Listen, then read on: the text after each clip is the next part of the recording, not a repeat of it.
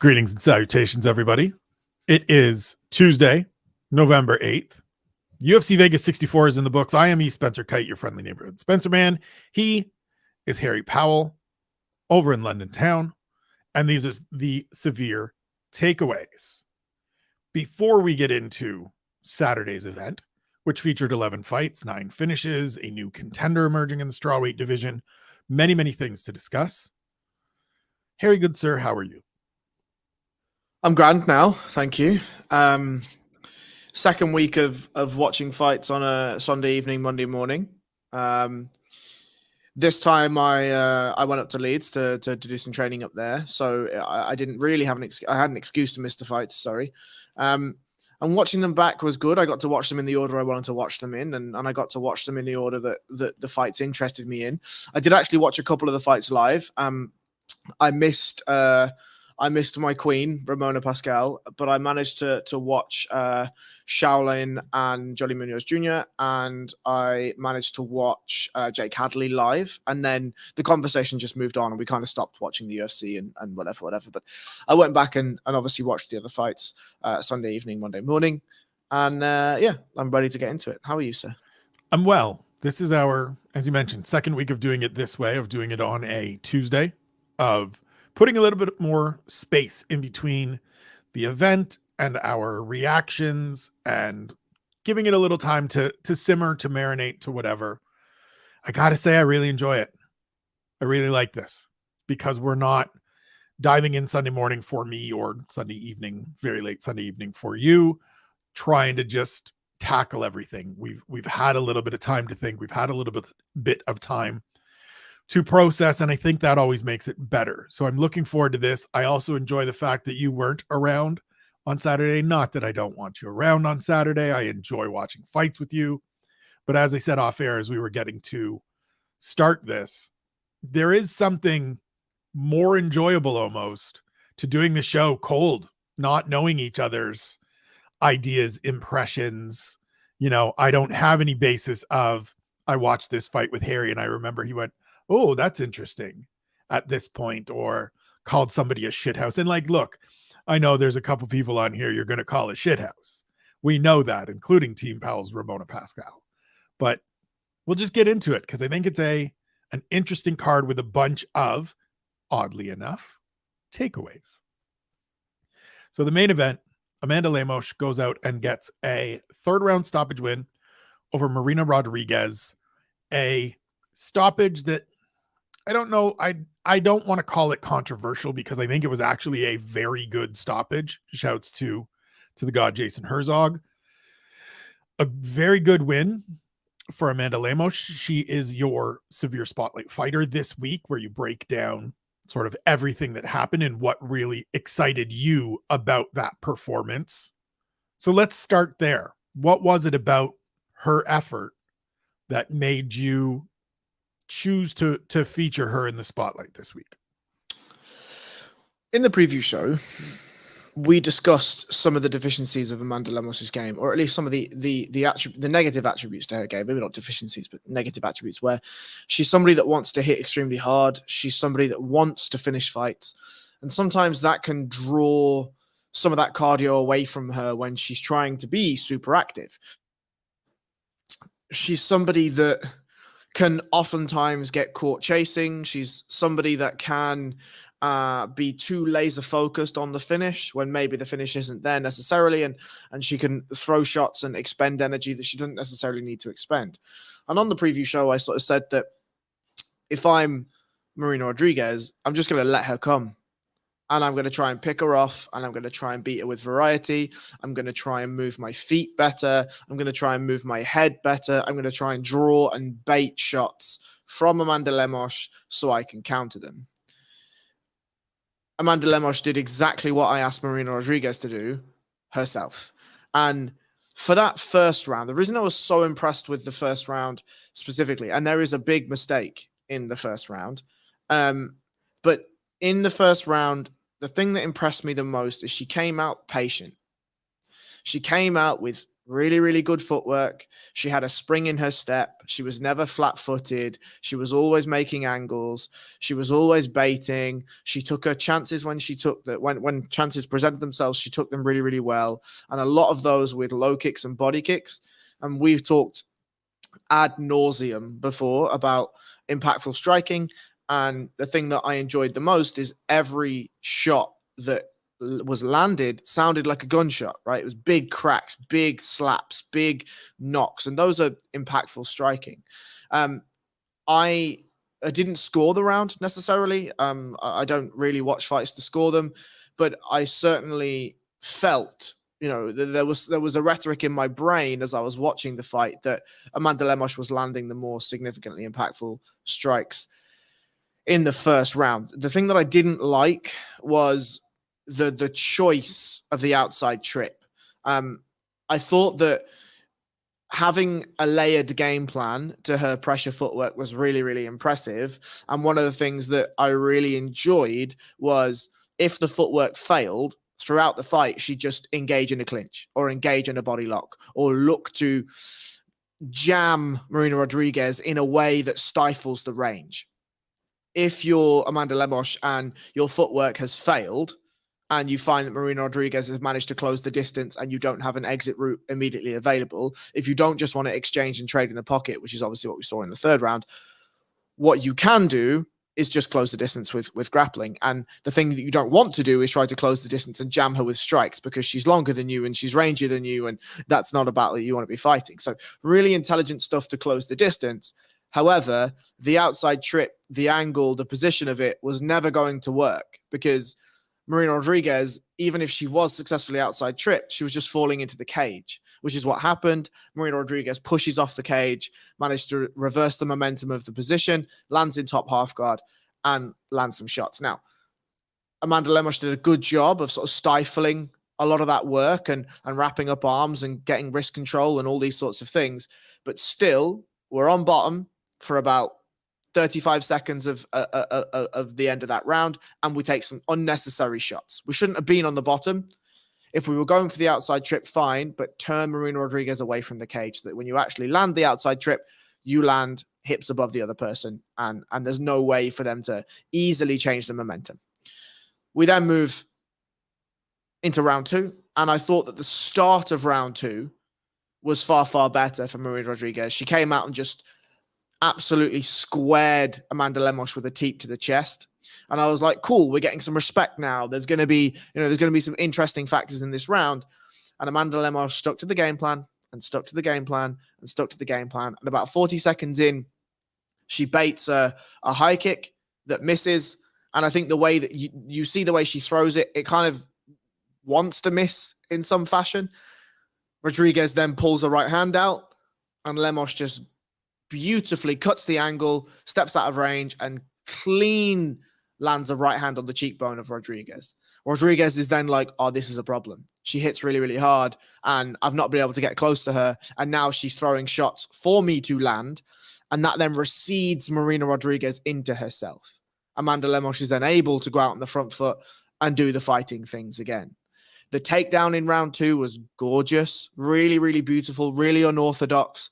I've not seen a tricep post used to cut the angle and hit whatever the judo throw is called. But it was a really, really interesting setup. And I thought that the grip set she used, which was a shallow lat grip or an underhook, whatever, she cuts the angle. She cuts off the penetration step, cuts off the center of gravity with her left foot, and then uses a tricep post to sort of create that push and pull motion. Immediately I thought, oh, she's looking to turn and land an elbow here, or she's going to prop that tricep up as she disengages from the position and then land an elbow. And she did neither. She used that left foot, that penetration step foot, in order to bump Rodriguez to the ground. The grappling stuff was really nice, and I won't go too much into my thoughts on the grappling stuff other than Rodriguez did a good job of escaping the back, right? Getting her head to the underhook side, clearing her shoulders to the mat, and looking to gain hip height. But Lemos then took a grip set that I don't think I've ever seen in MMA in a position to escape the back. And that's conventionally when somebody's escaping the back like that, you want to control the hips and you want to get a crossface, and you can either then use that to chair sit and take their back again, or just, get to mount or side control or whatever it is you're preferring. Amanda Lemos, as Rodriguez is escaping the back, takes a fucking Dagestani handcuff, a far side Dagestani handcuff with her near hand, and then goes crossface on the other side. And that's amazing because that's complete upper body control, and it's cross control as well. It's not even just far control, it's cross control. And the corner of Rodriguez is screaming at her to prop up on her elbow to bring her hips underneath her. And she just waves the hand that has a Dagestani handcuff at them, like, look, you fucks. If I could move it, I'd fucking do that. And I'm like, Jesus, that's a really, really intelligent and interesting set of grips. Because Lemos knows what the reaction is. The reaction is Rodriguez is going to pop up onto her left elbow, scoot her hips inside, either get to some form of butterfly or foot on hip type guard, and then look to get up, right? So she's like, well, motherfucker, just give me that wrist and you're not going anywhere.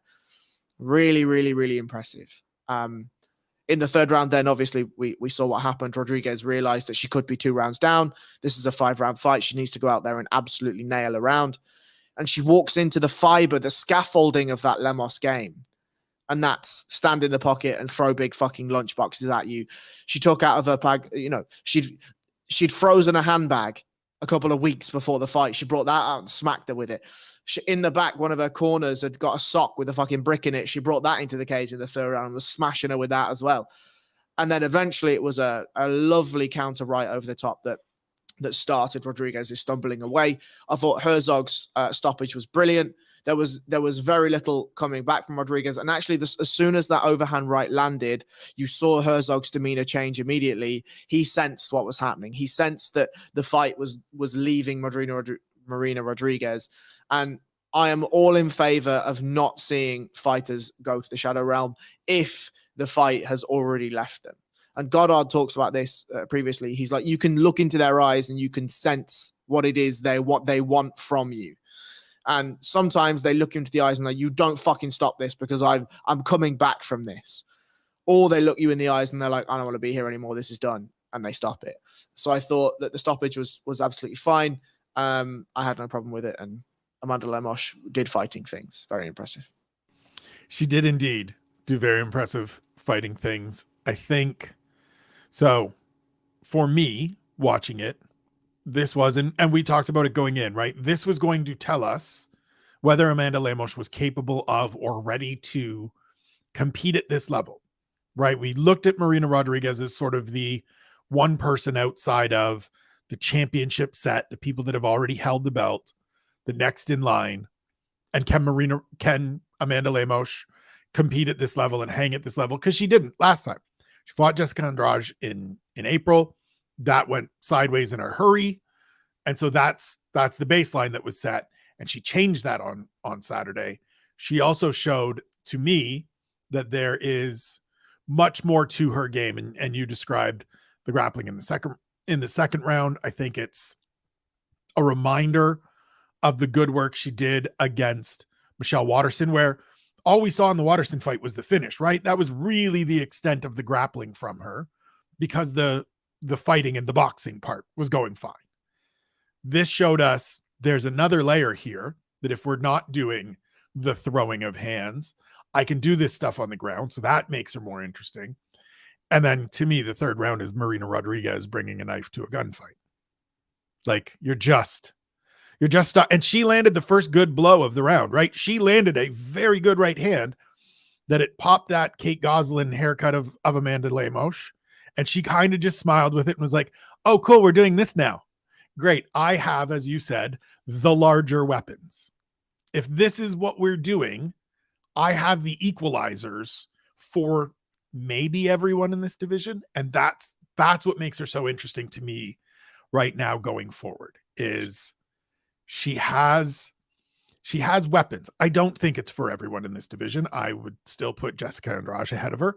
I would still put Zhang Weili ahead of her in terms of both natural power and all of those things, but also just overall well-rounded all-around game.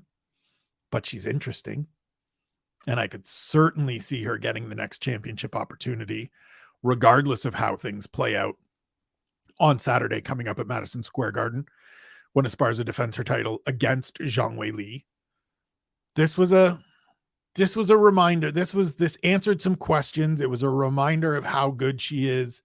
It to me is a bit of an affirmation of what we thought last year, that she was an oncoming contender. She had to stumble against a former champion. I can't hold it against her. She went out and looked great on Saturday, and I think she opened a few people's eyes. I too, like you, loved the stoppage. Marina Rodriguez wasn't responding. It wasn't a case of I'm covering up and trying to scramble and get away and create space and find openings. It was just, I don't know what to do to stop this. And Jason Herzog was like, great, you don't need to take any more shots. I think it was great. Terrific performance. This is what Amanda Lemos needed to do in order to catapult herself into that championship conversation. Yeah, and I think that the one you sort of said it there, that Rodriguez gave the air of, I don't know what to do to stop this. But I think that was the tale of the third round in its entirety, right? She came out and it was like, well, game plan A didn't work. So game plan B is I'm just going to try and fucking spark her. And yeah, you know, she may have even brought a machete to the. Yeah, it may have been a big, it very well is a big knife. It's just you're in a gunfight. Yeah, I mean, when it's not even in a gunfight, because Amanda Lemos pulls an RPG from her back pocket and it's like, yeah, that's a cool machete. Watch me destroy the earth beneath your feet, bro. So yeah, I mean, I agree. I actually don't think it's a reminder of how good Amanda Lemos is.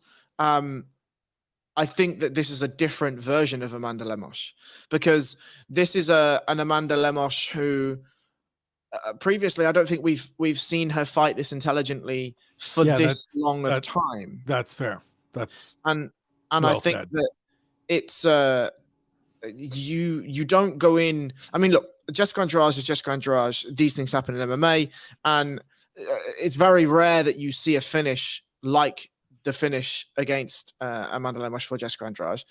But with Jessica Andrade gone from the division, there's a very little chance of that rematch happening unless she returns to the division, or obviously Amanda Lemos changes division. Now, Marina Rodriguez, we know the quality. I wrote in this week's Spotlight that Marina Rodriguez took big risks taking this fight because everyone and their dog was pretty adamant after, you know, Mackenzie Dern loses. And then you look at Marina Rodriguez, who'd beaten both Yan Zhuanan and Mackenzie Dern prior to them two fighting, that she was the number one contender. So she goes in, is put through the meat grinder just to be like, well, can you just make sure that you're the number one contender? And she's like, yeah, no problems. And then this happens. But we know the quality of Marina Rodriguez. So for Amanda Lemos to go out there and take away the weapons of Marina Rodriguez using her footwork, using her pacing, using her pressure, and using feints and bear traps, essentially, is something that we haven't seen at that level before. And we haven't seen a strict adherence to a game plan for so long before. Now, look, if you're going to poke the bear is going to do bear things. So if Marina Rodriguez goes in there and is like, okay, I'd like to throw fists now, Amanda Lemos doesn't have it in her to be like, look, I'm sorry, my coach has asked me to do this and I'm going to try and do this. She's already got her fucking fingers on the trigger and she's ready to blow your chin off. So yeah, I mean, I feel as though that still may be a vulnerability in her game, because like you say, if Zhang Weili wins next weekend and young Zhang Weili goes in and says, I've brought an RPG and you've brought one, who do you reckon pulls the trigger faster? It might just be Zhang Weili, right? And that or she may decide, hey, I've also brought this and I'm going to use this instead. Right, absolutely. She might have brought two, you know, she might have brought a tank and put it in her back pocket. You never know. Yeah. But like, I just think that the thing that worries me slightly about Amanda Lemos is time. And that's that she's not a 26-year-old that's now showing us her ability to fight intelligently for a significant period of time against elite competition. She's in her 30s, and this is a division that is very tumultuous, and there are always people that are rising to try and take that belt and look for shots at that belt. And if Zhang Weili wins on Saturday, I think that's a tough matchup for her. I mean, I think Zhang Weili is a tough matchup for everyone in the division, including Rose Namajunas, who has beaten her twice. But that is a conversation for another day. I do think, as you said, and you are correct, this is a quality, evolutionary, quality growth performance from Amanda Lemos, showing us some things that we haven't seen before. We move forward to the welterweight division, where two veteran welterweights, to the co-main event, where two veteran welterweights showed us a lot of what we already knew about them, but still a great fight and a wildly entertaining fight between Neil Magny and Daniel Rodriguez. Magny wins via Darce choke at 3:33 of round 3 to get back in the win column after facing and suffering the fate that befalls everyone that faces Shavkat Rakhmonov. I really liked this performance because midway through the second round, or at the close of the second round, it felt to me like the momentum had completely shifted, and Daniel Rodriguez was like, oh, cool, I figured out the things I can do to beat you and to nullify those weapons you have, and now I'm going to take control. And Neil Magny came out, and credit to Cody Donovan in the corner and Christian Allen in the corner. They sent that man out there fired up to change things, and we got a fun third round where Neil Magny changed things and got the 20th victory of his UFC career. What were your thoughts? I thought this was a very, very fun fight. When I was watching it, I was like, both of these motherfuckers know how to do the fighting, you know? And both of these motherfuckers on the fly are attempting to adapt and change and adjust and switch their game plans up, and they're finding out things about themselves via each other and strengths and weaknesses that they have. And it was really, really, really fun. I thought Magny was doing a really good job in the early goings of just using his range, and D-Rod was doing a great job of hitting the body and looking to soften Magny up. I thought the problem throughout the fight for Rodriguez is that whilst his straight shots are wonderful and his jab was like a laser throughout that entire second round, it was always just one. And if you're just wanting Neil Magny, he's going to come back with 3s and 4s and 5s and sometimes 6s.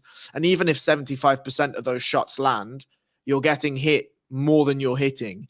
And a jab is conventionally not a big power shot. It's not an immediately impactful strike in comparison to eating a couple of hooks in a combination.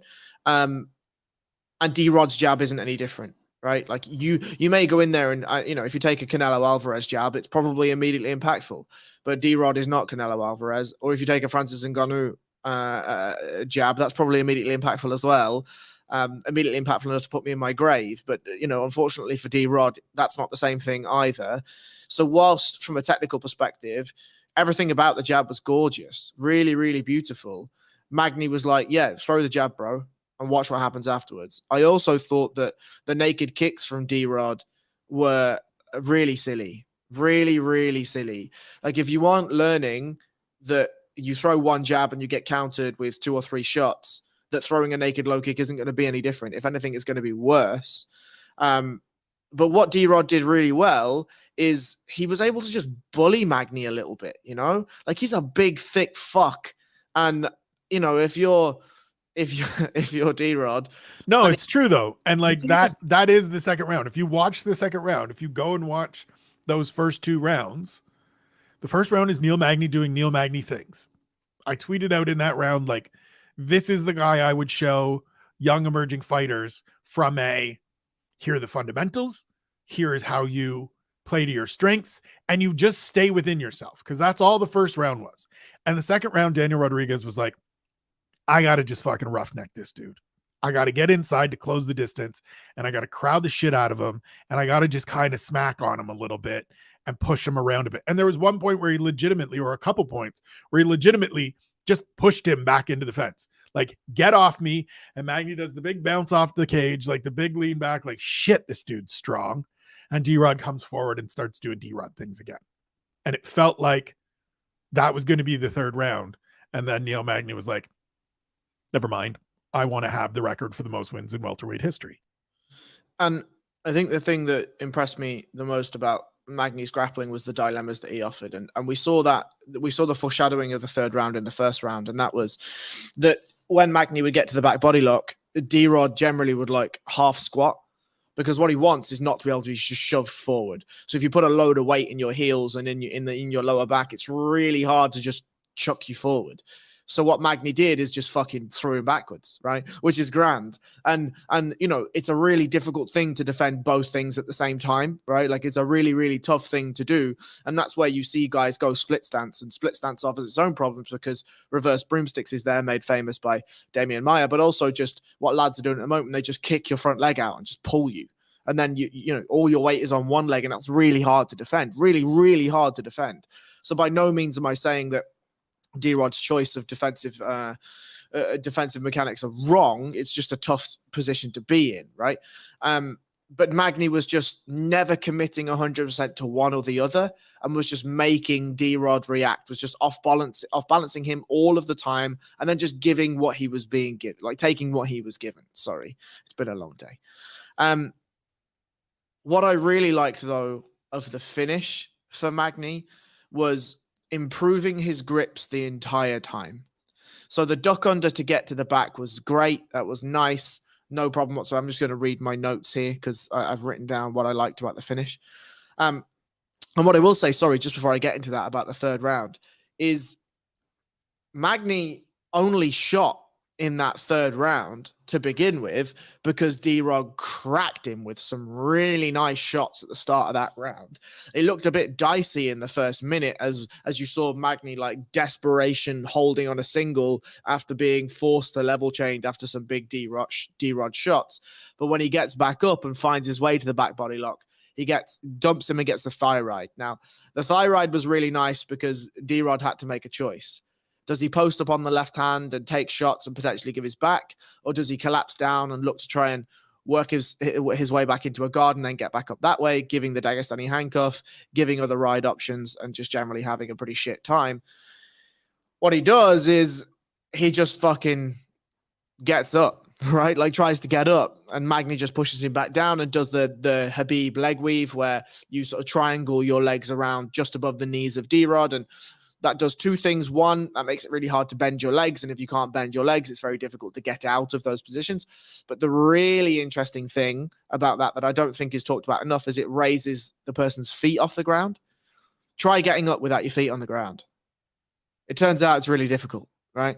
So when the reason why you triangle above the knees and then you sort of drive your hips towards the person is because it creates like a counter pressure, like a counter lever, almost like a seesaw, if you will. And that seesaw raises the feet up off the ground. Now, it doesn't raise them off, 6 inches or 12 inches or whatever it is, just a couple of inches. And that couple of inches means that just your tiptoes are on the mat. And there's absolutely no power generation in that whatsoever.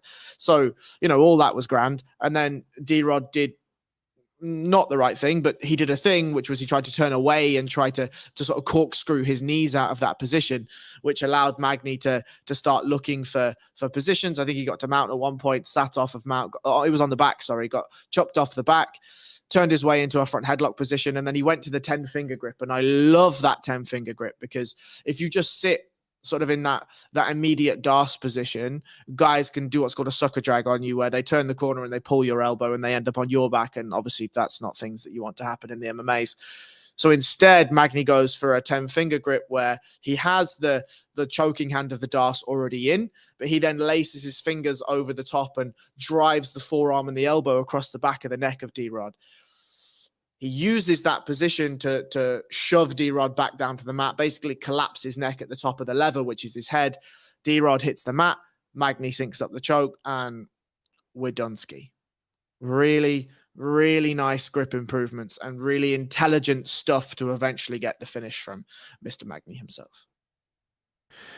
And I think the thing for me, we talked about it on the preview show. I talked about it throughout the week on the various programs that I put out here. The thing that I was happy to see and that I will continue to bang on about is that these guys got the respect they deserve for the careers they've put together thus far, for the longevity they've had, for the difficulty there is in being and succeeding the way Neil Magny has, and to a lesser extent, just because of time window, Daniel Rodriguez has. So a very good performance, a very entertaining fight. I was surprised this morning when I pulled up the bout page on Wikipedia that it didn't win fight of the night. Nothing did, just a bunch of performance of the night bonuses. I thought it was the fight of the night by far. But we move forward. Featherweight contest, Shailan Nurdembeki defeats Derek Minner in 67 seconds.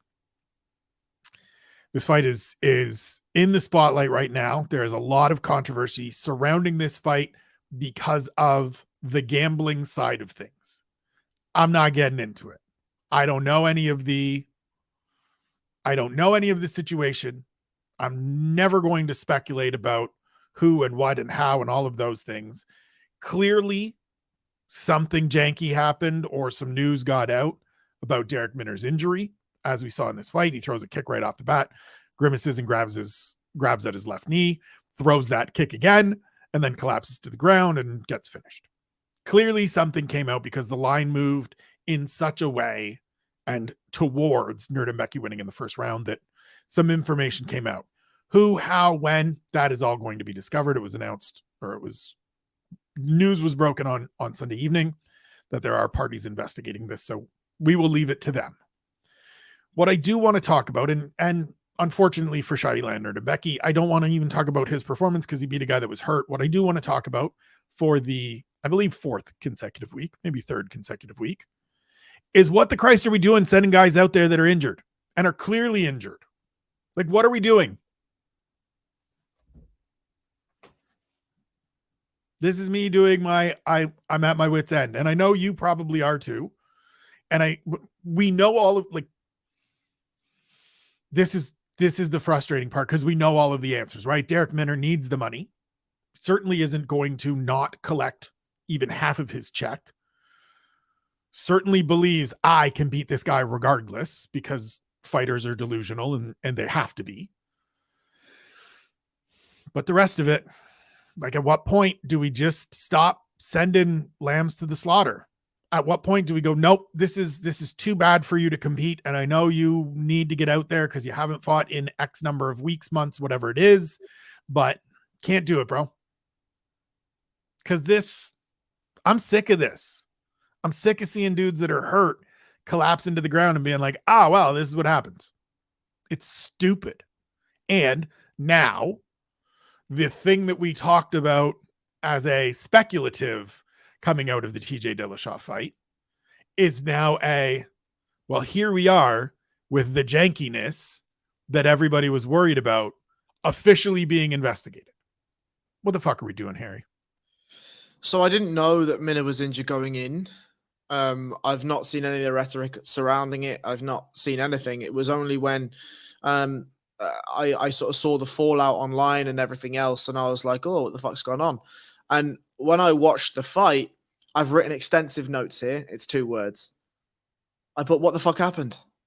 Like, what the fuck happened? Because he injured himself throwing a kick, or he aggravated an already injury. But it seemed like it injured both of his knees. Do we know what the fuck was going on? Because he threw the left kick, and then as he pulled it back, he winced and grimaced in pain and grabbed his left knee.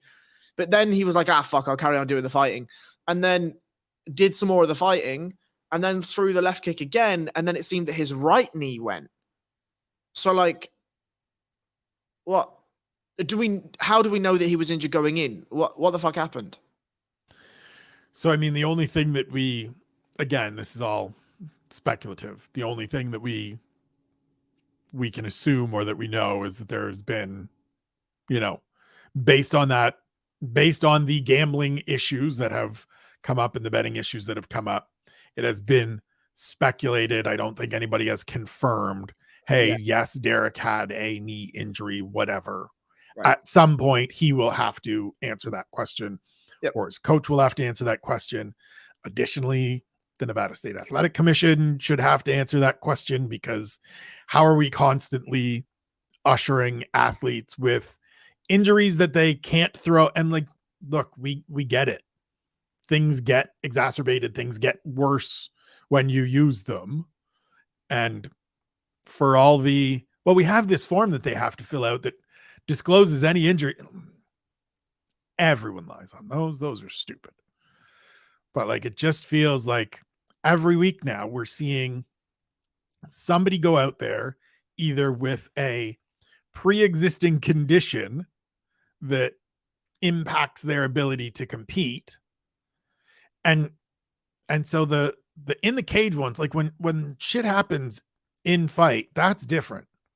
But the pre-existing conditions part is the, like, I don't know, man. Maybe I'm getting old, maybe I'm getting soft, but like, sending these folks out that have limited chances of winning because they're compromised just feels weird.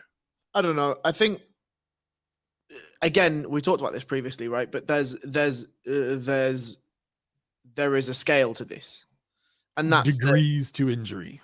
Yeah, because like no fighter goes in 100%. It's impossible, right? You're going to take a bang in training camp. You're going to take something in sparring. Maybe you've jammed a finger, or your toe hurts, or you've rolled an ankle, or you've got some muscle injury, or whatever it is, right? Like no fighter goes in, and I don't think it's possible necessarily with everything that it takes to get ready for an MMA fight, especially at an elite level. I think it's very, very hard to go in not in some fashion banged up, but you want to be going in at 95% if you can, or 90%. The problem with Derek Minner, that's his name, isn't it? Derek Minner? Yeah, excellent. Shout out Derek Minner. Great man. The problem with that is you're going in at like 40%, right? Because there is something that's happened, it seems, right? And again, we're speculating here. And it's very difficult to speculate without evidence. But what we've seen is that Darren Minner throws 2 kicks, and after the second kick, screams in pain and almost is dropped. And we've seen the betting lines scream through the roof just before the fight starts, right? Or preceding the fight. In the hours leading up to the fight, yes. Right. That smells like shit, and it looks like shit. We just need to check whether it's shit. But I think. Right. People of the betting commission, whoever it is at the UFC, I can't remember the name of them, but the betting or officiators, I guess, if that's the real word, they've issued a statement saying that they're going to go out and they're going to look into it and they're going to do all the things. We're going to find out if they actually do the things. We're going to find out, hopefully, they are an unbiased, regulated company that will actually come back and we can trust them to give us the real answer to this. Because, if there is any skullduggery here, if somebody in the Minner camp or somebody around the Minner camp, doesn't necessarily need to be in the Minner camp, or somebody on fight week has noticed something and has gone and has told whoever it is, some consortium of bettors, whatever, and those bettors have been like, right, fuck me, let's absolutely bet the house on this guy, and maybe it's gotten back to Nurdenbeke and his camp or whatever, and there's a game plan change. All of that stinks. Absolutely fucking stinks if that's true. However, we need answers to that, and we'll move on to Nate Maness and Ulanbekov. So just to wrap up before we do move on to Nate Maness and Ulanbekov, which is a great finish that I look forward to hearing your thoughts about.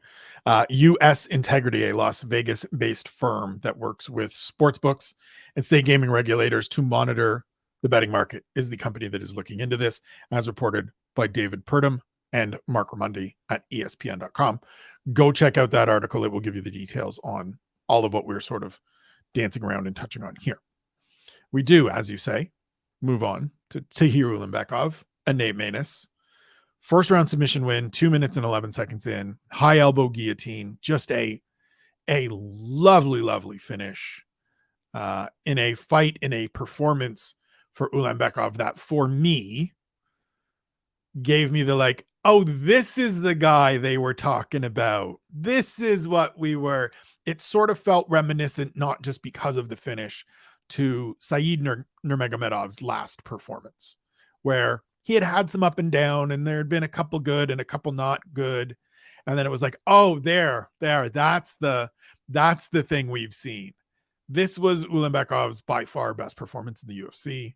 It was an absolutely dominant effort against Nate Maness, who we have a great deal of respect for in his flyweight debut. What were your thoughts? One more time for the people in the back, fuck weight cutting. Nate Maness has come out on his Twitter and has said a couple of things. The first being that the image that went viral was not him. Though it looked a lot fucking like him, and it looked a lot fucking like him when he stepped on the scale on Friday. So I don't know what that's about, but regardless, on the scale, he looked like a 125 pounder. He looked very sucked in. He looked very drawn out. He didn't look healthy at all. And then he posted a picture to his Twitter a couple of hours before fight night, weighing 178.2 pounds. That, boysies, is 25 kilos worth of weight. I don't even know how that's possible to put that sort of weight back on in 24 hours. That is either... How do you lose 25 kilos? And look, obviously, a lot of this will be caloric deficit throughout camp. You know, a 12-week camp. He had a 12 or 13 week camp for this. It's been a fight that has been on the books for a while, and he was working with the PI in terms of his nutrition and, as you said, caloric intake and all of those things. So it is doable, but Jesus, is it worth it?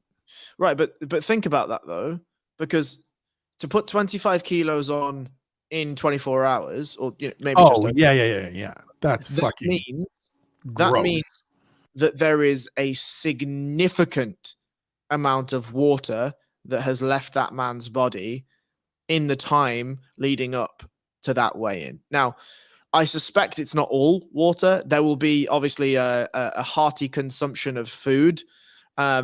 But even if it's 3 kilos of food, 4 kilos of food, we're talking 20 liters of water that's left that man's body, approximately, allegedly. This is my assumption.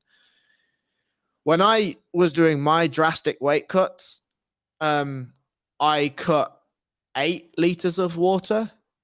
And when I tell you that it was fucking horrendous, it was fucking horrendous.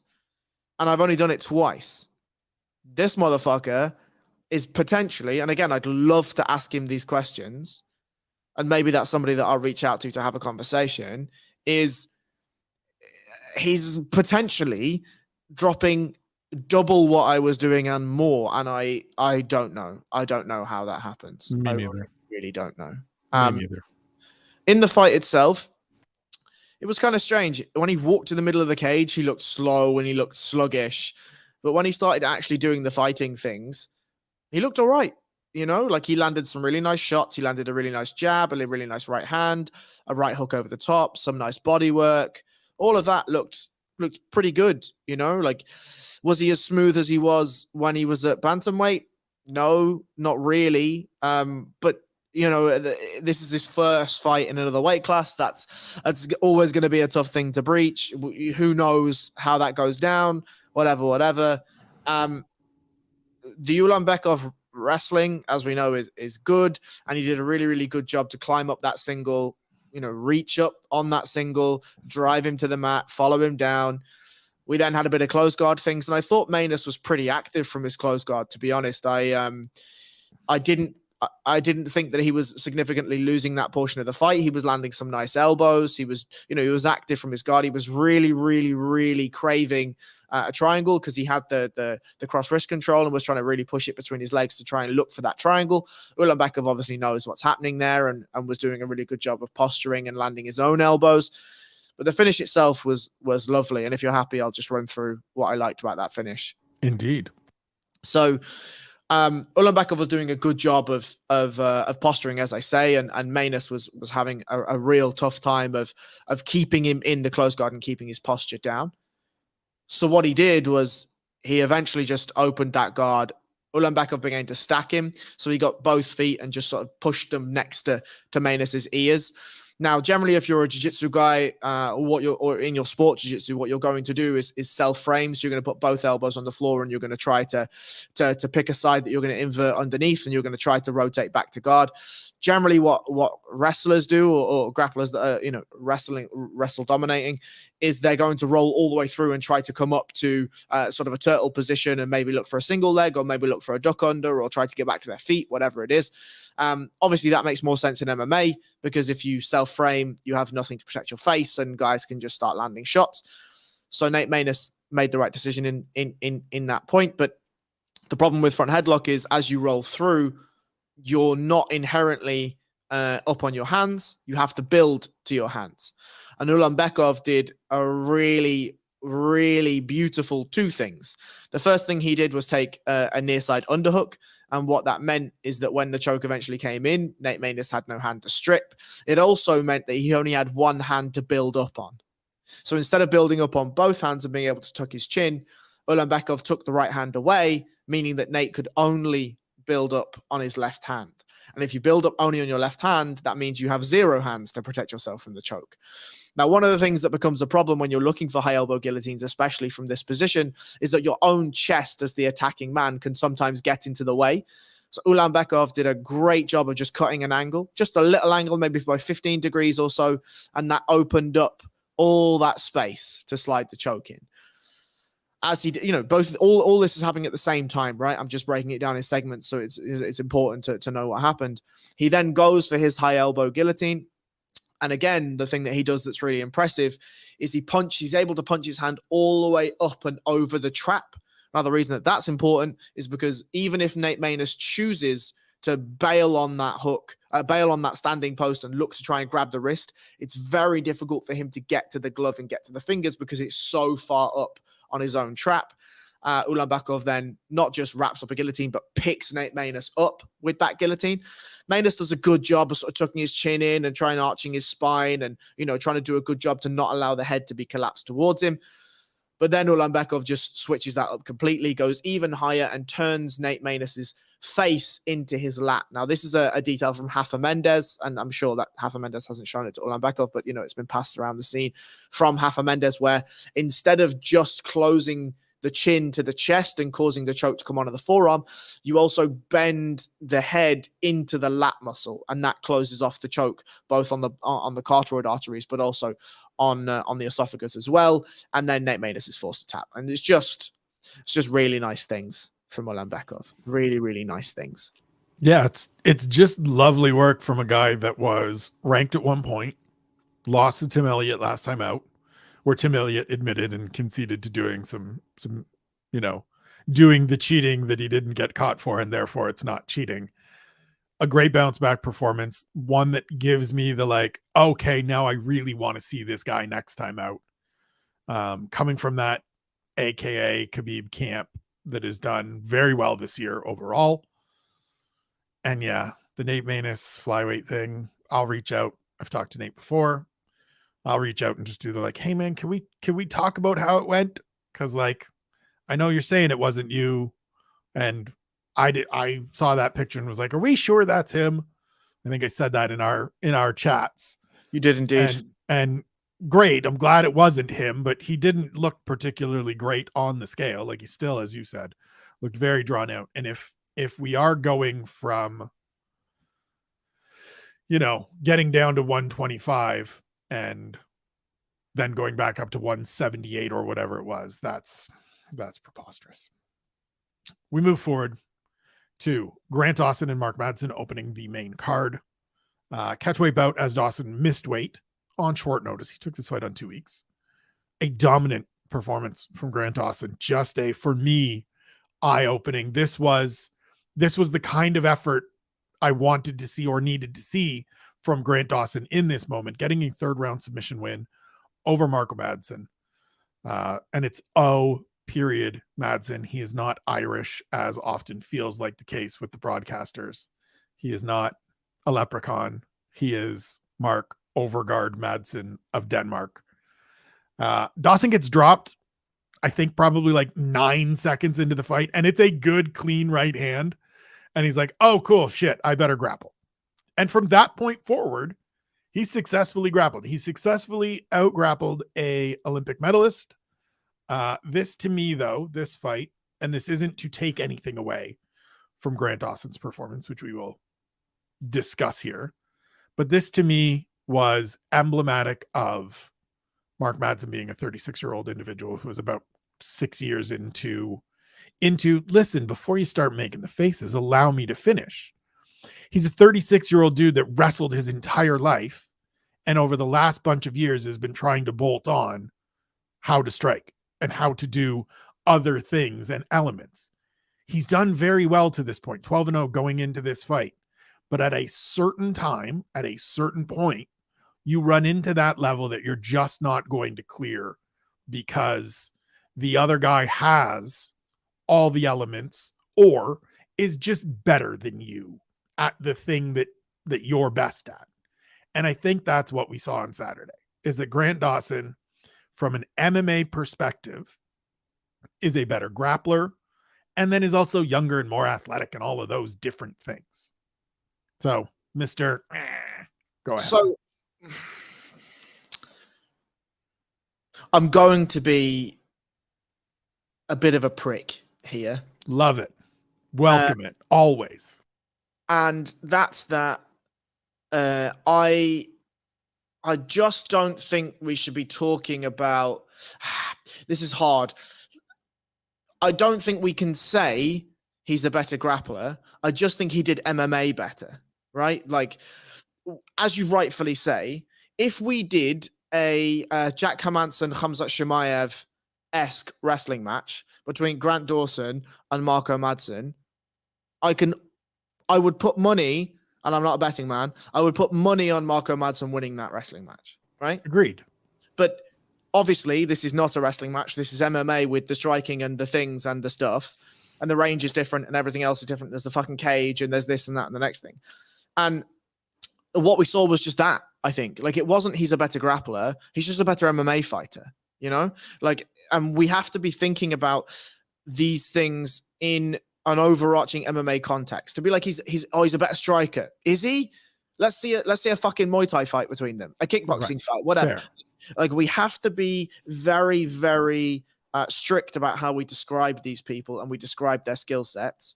I think what we saw was Grant Dawson had far better MMA grappling than Marco Madsen has. But I'm not sure it's fair to say that he's a better grappler. What we saw is his ability to chain wrestle in an MMA context was fucking awesome. What we saw is his ability to combine some of the wrestling techniques and some of the grappling techniques with some jiu-jitsu stuff. Some of his back body triangle stuff was really, really nice. Some of the use of the body triangle, and I can talk about that a little bit. Some of his use of bridging into Marco Madsen when he was trying to go belly down and trying to build up was to stop him doing that was fucking awesome. Like, you're not going to see any of that in a grappling match or wrestling match, right? So, like, I think it's important that we talk about this very specifically. Now, what I will agree with you 100% on is that Dawson came out here and the rhetoric going in is Marco Madsen is an Olympic silver medalist in freestyle wrestling, and that is fucking high-level stuff. That is serious, serious accolades. And to then bolt on some of the MMA stuff to that is a difficult task, yes, but it's a far less difficult task than if you're taking a guy that's a nothing grappler and being like, cool, we're gonna try to train you to an Olympic level of wrestling. Agreed. With you. And I thought that, I mean, I said to you offline that actually, after having watched all of the fights and thought about it and sort of sat with those fights for a little while, it probably should have been Grant Dawson that was the highlight of my spotlight this week, because for the whole 3 rounds, he just looked amazing. He looked so good. And Madsen, by the end of the third, just didn't know what to do, right? Like, he wasn't able to get up. He wasn't able to counter wrestle. He wasn't able to find his way to a guard. He wasn't able to land the shots that he wanted. The shots that he was landing after dropping him in 9 seconds in the first round didn't seem to have the same effect. We had a little bit of a slobber knocker in the third before the finish came. But just overall, the thigh riding, the wrist riding, the hip height, the head height, his ability to transition between positions, the dilemma of almost allowing Madsen to think that he can get to a turtle and then just immediately taking his back and dragging him back, the ability to allow Madsen to waste energy trying to explode out of things, the dilemma between looking for chokes and landing shots was just draining and gorgeous and brilliant to watch. And the finish itself is 101 MMA, by the way, ladies and gentlemen. 101 MMA grappling is you have a guy's back, and if he really wants to run a turtle, you know for him to get up from turtle, he needs to put both hands on the mat, and you fucking let him. And in that transition, you choke him. Them's the breaks. That's what you teach. Right. This is your choice. And if you're going to do it, I'm taking your neck. And Grant Dawson took that neck. 100%. And I saw online a little bit about people saying, oh, Madsen wanted a way out. Maybe. But it's also 101 MMA. This is absolute basics. The basics of MMA is if you take a guy's back and he wants to go belly down, you're going to do one of two things. If he tries to build up, you're going to fucking choke him. If he doesn't try and build up, you're going to smash the shit out of him until he tries to build up, and then you're going to choke him. And Dawson, all roads lead to I'm going to choke you. I don't think personally that Mark Madsen was looking for a way out. I think it is more to what you said earlier of just no ideas, right? I'm out of ideas of how to deal with this, and you go a little bit onto instinct and autopilot, and away we go with Grant Dawson remaining unbeaten in the UFC. We move to the prelims, and we'll jam through these a little bit quicker. I don't think we need to spend a bunch of time on Miranda Maverick dominating Shayna Young. It's a good performance. I like the fact that she's active throughout. She is trying to finish. She is looking for opportunities the whole way along. The fact that it doesn't come, whatever. She proved, as we thought going in, that she was the better fighter. Mario Batista against Benito Lopez. Another win for Mario Batista, not Mario Lopez, saved by the bell. 3 straight victories now. Reverse triangle armbar at the end of the first round. A good performance. I liked this performance for Mario Batista, who I think is someone with some upward mobility in this division. He's just a guy that when I watch him, I go, okay, I like all of these parts. I don't think he's a finished product, and I know you have some points you'd like to address on that, but I like the feints. I like the insistence on working the body. I like that it's combinations. I like that there is a little bit of just bullying of Benito Lopez in this fight of like, oh, I'm far better than you. You haven't fought in 4 years. I'm just going to put this on you, and I'm going to do all the things that I want to do. It's a great performance in my book. You saw a few elements that you thought, hey, it's a good performance, but if you want to be really elite, you need to dial these things in. Yeah, I agree. I agree with everything you've just said, actually. I really like the variety. I really enjoyed the fact that he finished most of those combinations with a really, really hard low kick. I really enjoyed the use of his striking. I really like the aggression. I really like the nastiness.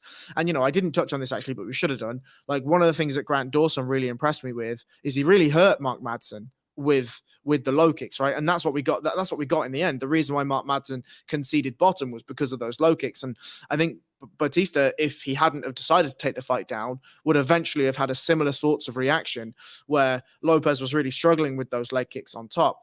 And Lopez, I think, landed one of the first leg kicks in the fight, and Batista immediately snapped back and was like, we can do the leg kick thing if you want, bro, but when you feel mine, I don't think you're going to want to do this. And when he did feel it, Lopez was like, shit, this motherfucker's right. He can kick pretty hard. I don't like this.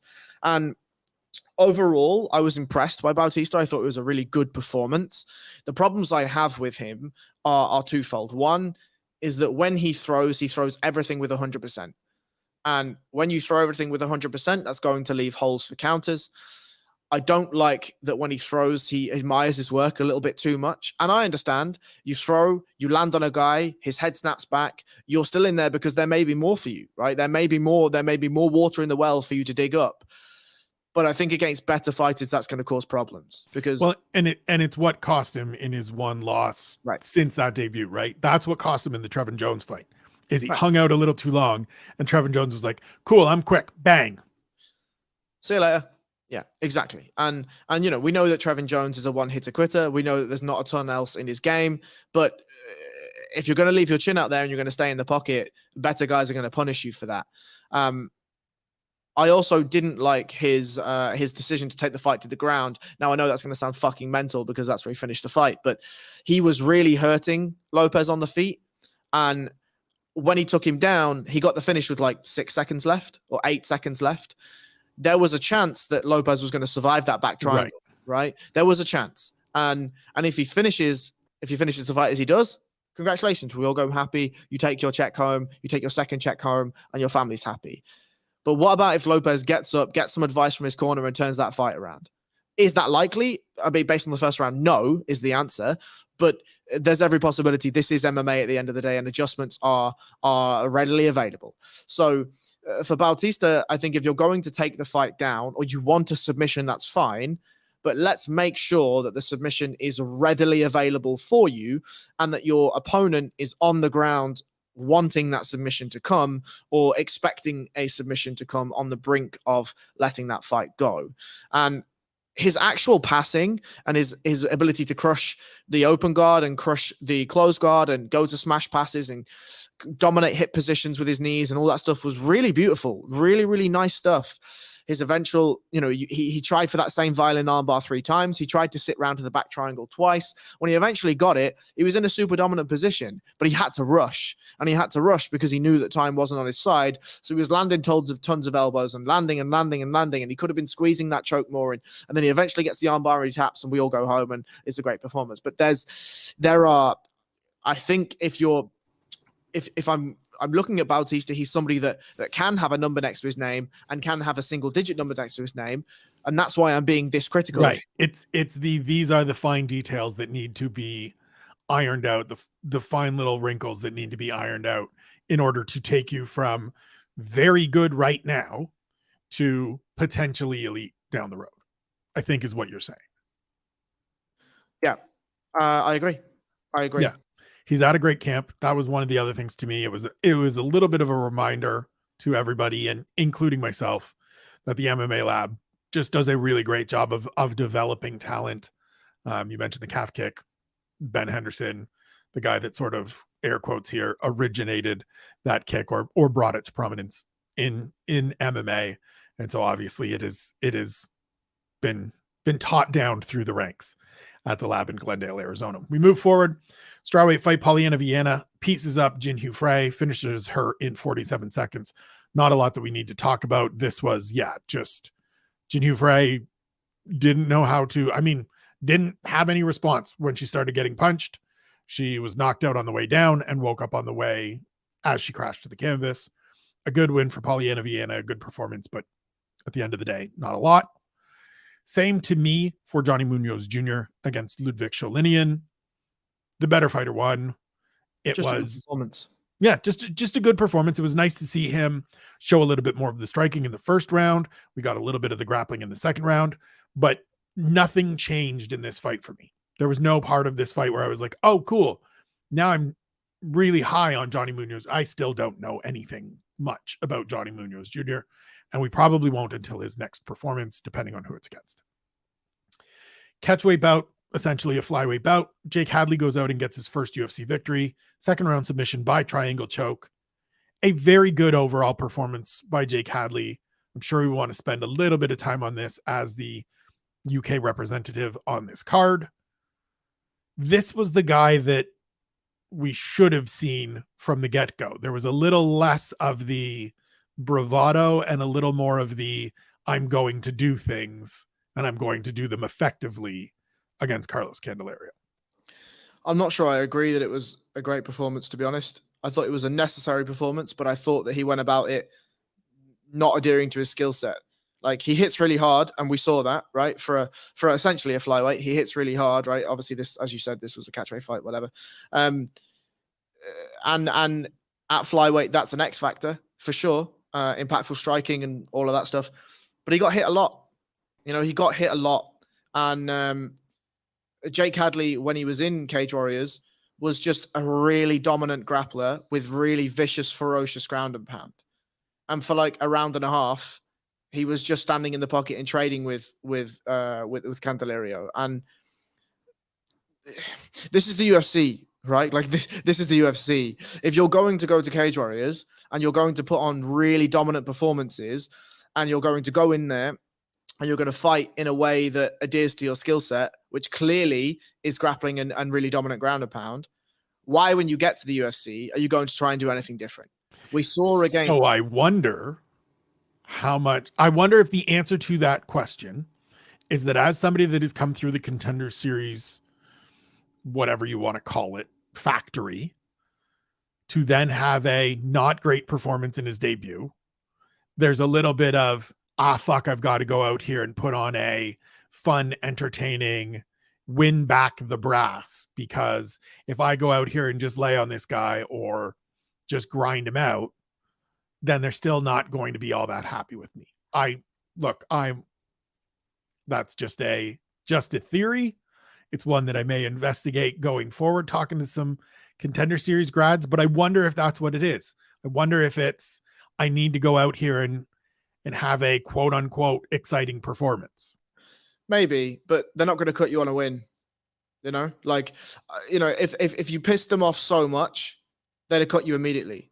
Like Ottoman Azaitar, for instance, I know he's back now, but there was no like, oh yeah, you can fight and we'll see if you win. No, you're just gone, mate. That's it. It's finished. It's done. See you later. Thanks. What was in the bag?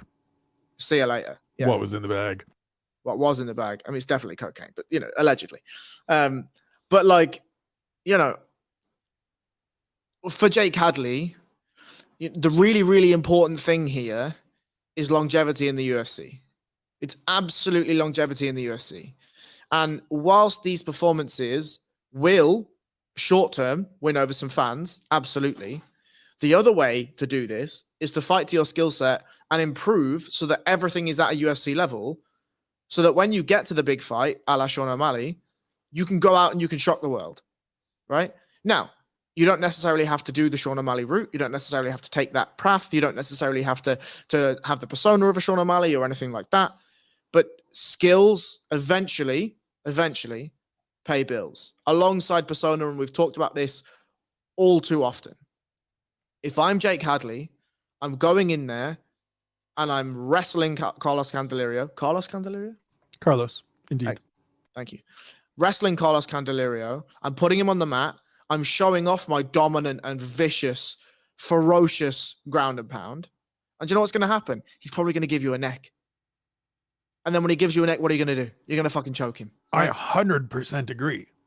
I'm in lockstep with you and believe this is should be the path for every athlete, regardless of what their skill set is.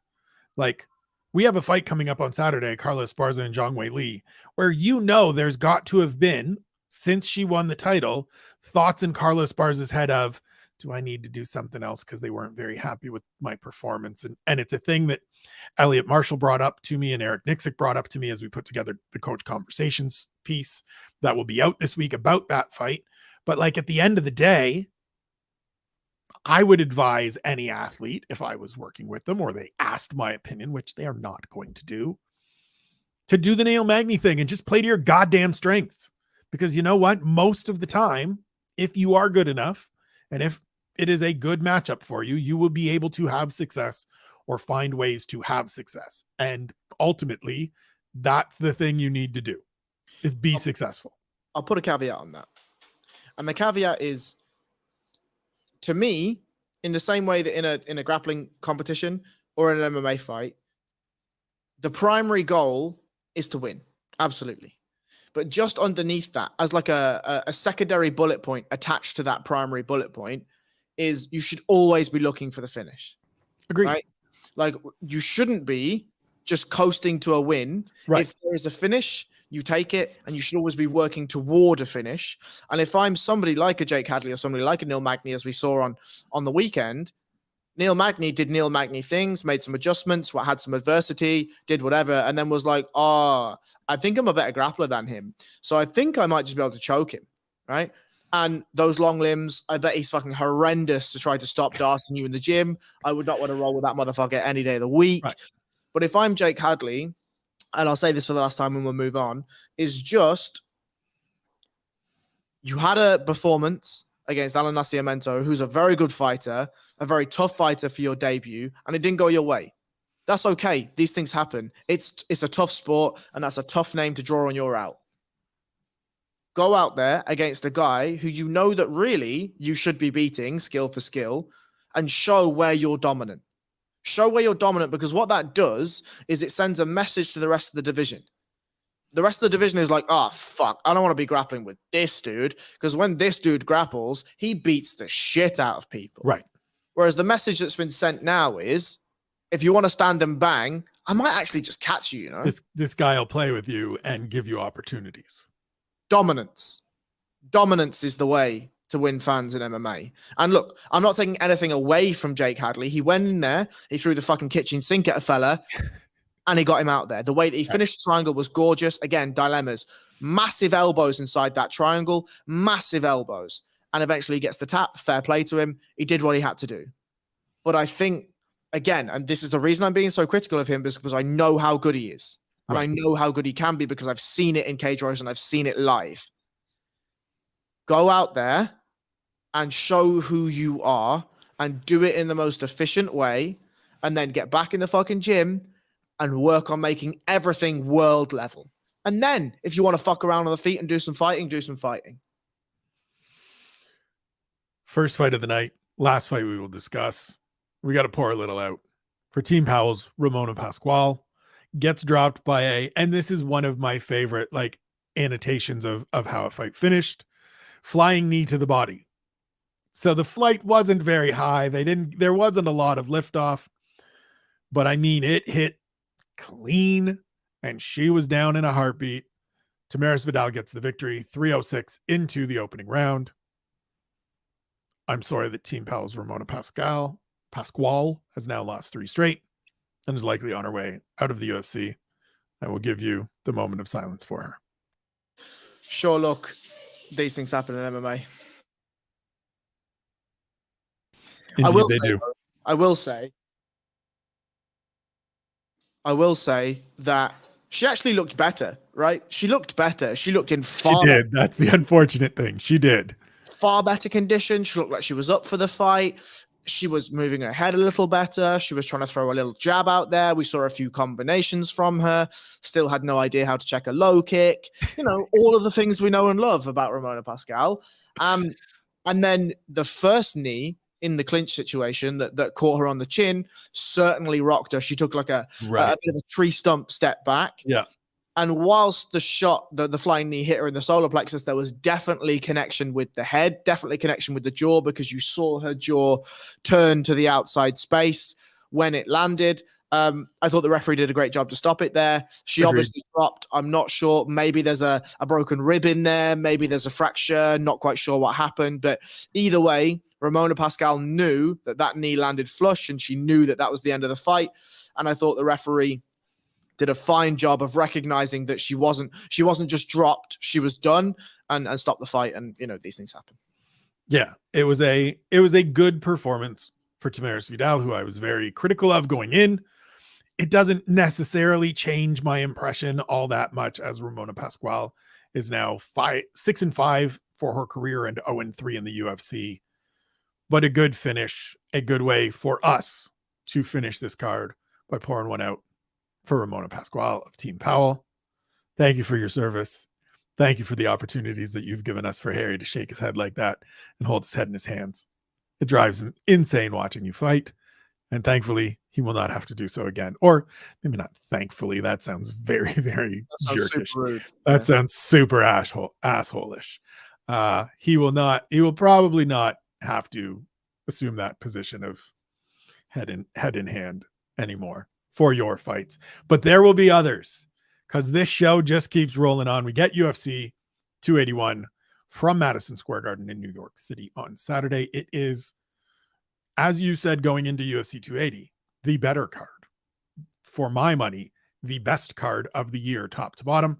Plenty to discuss. We will do that here on the Severe YouTube page throughout the week, and on the big site, and on the Patreon. Go sign up for that.